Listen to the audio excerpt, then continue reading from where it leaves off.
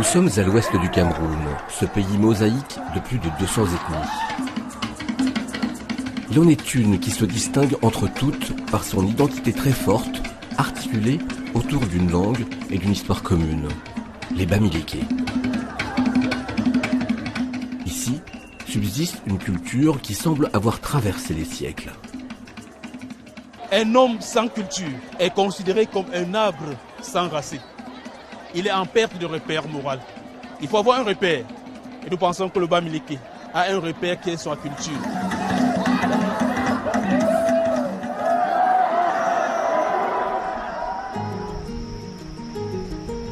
Cette culture est partagée par tous les habitants du pays bamiléké sur un territoire de 6000 km², considéré comme le grenier du pays.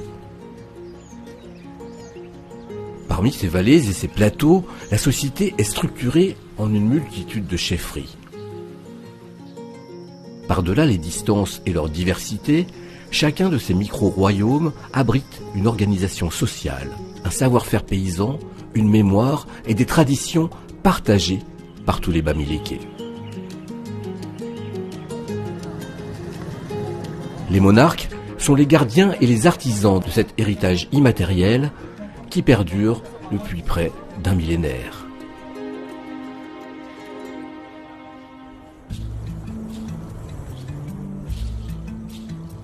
Cette région est appelée Grassfield car le sol y est fertile grâce à la proximité du volcan, le mont Cameroun, et l'eau y est abondante.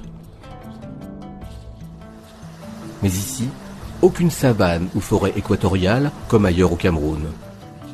Les paysages sont façonnés depuis des siècles par les Bamilékés.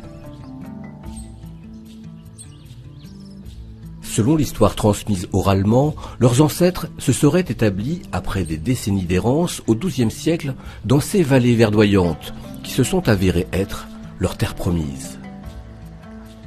Car les Bamilékés seraient, dit-on, les descendants d'un peuple venu de Haute-Égypte, un peuple d'agriculteurs qui cultivaient les bords du Nil.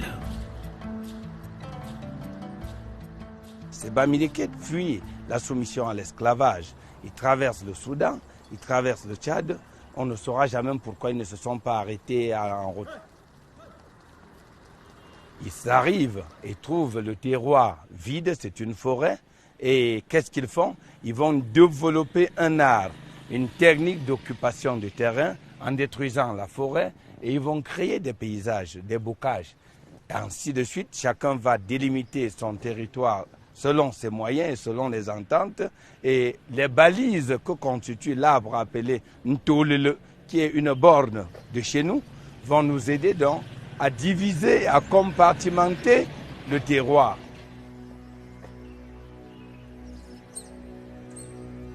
Ce territoire est occupé au fil des siècles par les familles peu à peu agrandies. Du moins, les familles de notables, car posséder une terre en pays bamiléké est un privilège réservé au clan du roi et à ses conseillers.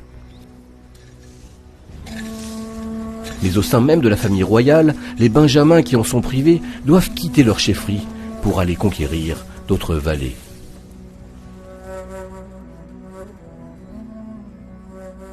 Nous sommes d'une famille royale de Foutouni, un village voisin. Bon, vous savez que les problèmes de succession, ça fait toujours problème ici chez les Bamilékés. Mon grand-père a échoué la succession de la chefferie, on l'a installé ici. Nous sommes les petits-fils et descendants. C'est notre communauté ici, tous ces sommets-là. Voici ma parcelle, mon frère est en haut. Généralement, on vit de l'agriculture du sol. Quel que soit ce que vous faites, vous devez avoir une parcelle. C'est pourquoi les gens se battent dessus. Bon, et ce n'est pas n'importe qui a la terre, comme mon grand-père, comme vous voyez. Il a toute une montagne, parce qu'il a des descendants. On a une grande communauté. Bon, c'est pour ça. Donc avoir même la concession de quelqu'un, ça se le distingue déjà. Il n'a même pas à parler.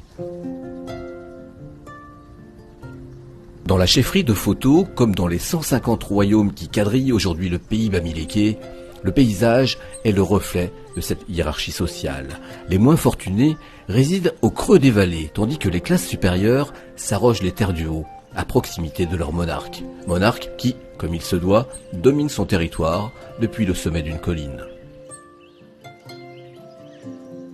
Le palais de Photo est à l'image de toutes les résidences royales bamilékées. On y accède par une porte cochère ornée de pyramides qui symboliseraient les légendaires racines égyptiennes. Et au-dessus, 7 ou 9 cônes selon le nombre de notables qui conseillent le roi.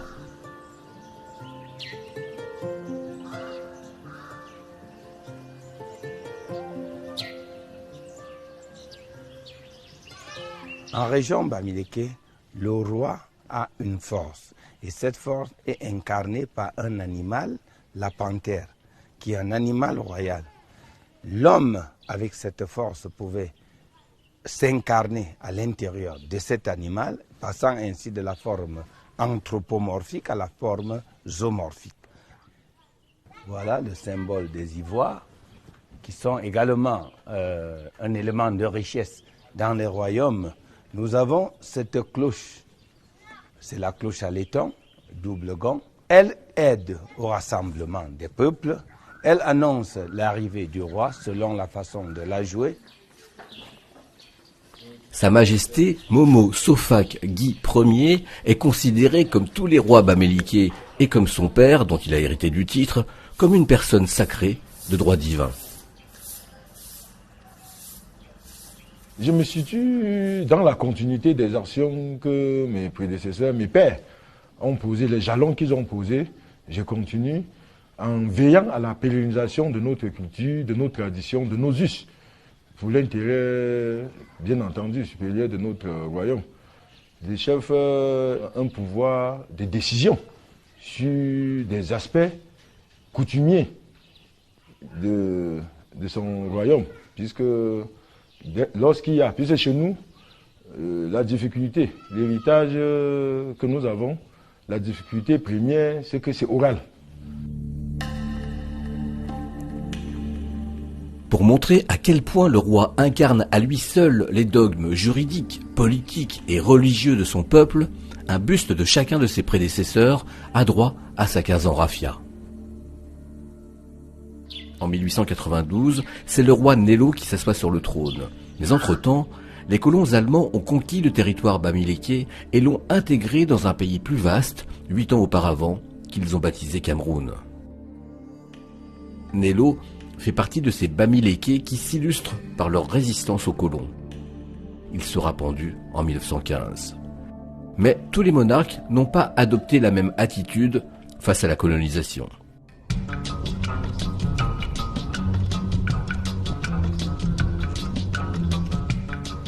À 120 km de là, Foumban est le chef-lieu d'un autre royaume et le théâtre d'une autre histoire.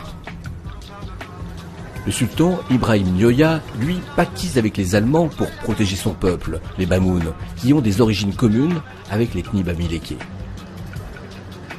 Nioya devient l'interlocuteur privilégié du chef des colons. Cette alliance va transformer la culture des Bamouns qui s'ouvre à un savoir-faire venu d'Europe.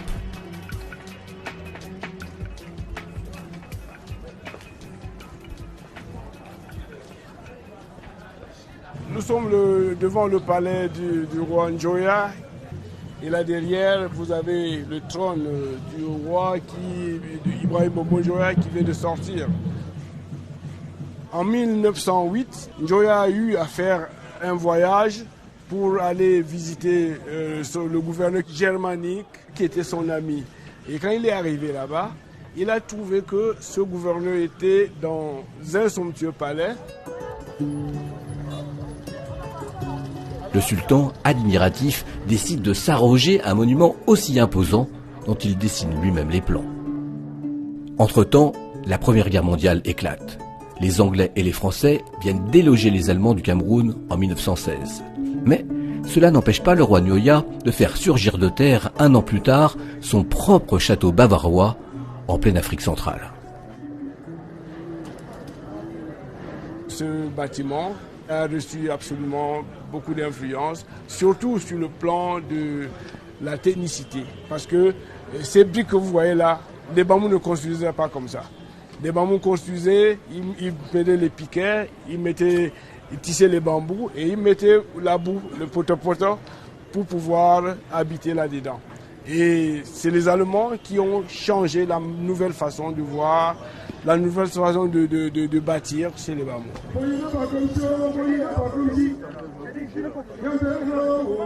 Le roi Mombo Ndoya, qui occupe le palais conçu par son grand-père, est aujourd'hui dans ses petits souliers. Tous les 2 ans, pendant la fête du Ngwon, en face du palais royal, son pouvoir est remis en question.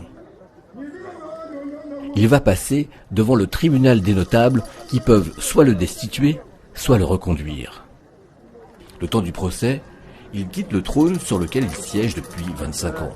Il redevient un sujet assis sur une simple chaise, dépourvu d'apparat. Les Fonangwon ont décidé à l'unanimité d'infliger une amende particulière et consistante au sultan, une amende de 10 chèvres. Seulement 10 chèvres à donner aux notables pour quelques erreurs de gouvernance. Soulagé, le roi retrouve son trône pour 2 ans encore.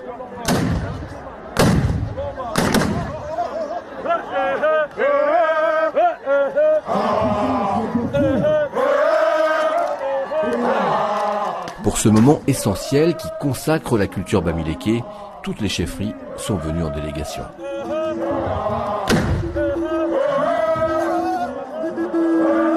Lorsqu'on lit un peu certains livres qui viennent de l'Occident, on a l'impression que la démocratie, elle est nouvelle en Afrique. Mais à travers le Ngwon qu'on célèbre ici, on se rend bien compte que les peuples africains sont démocrates depuis les temps anciens.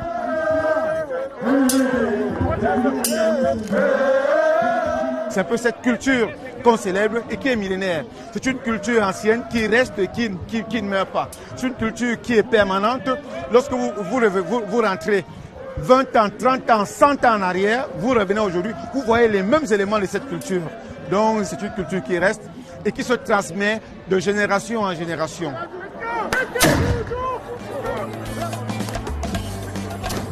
Cette culture si ancrée chez les Bamilékés contribue aujourd'hui à leur principale réussite.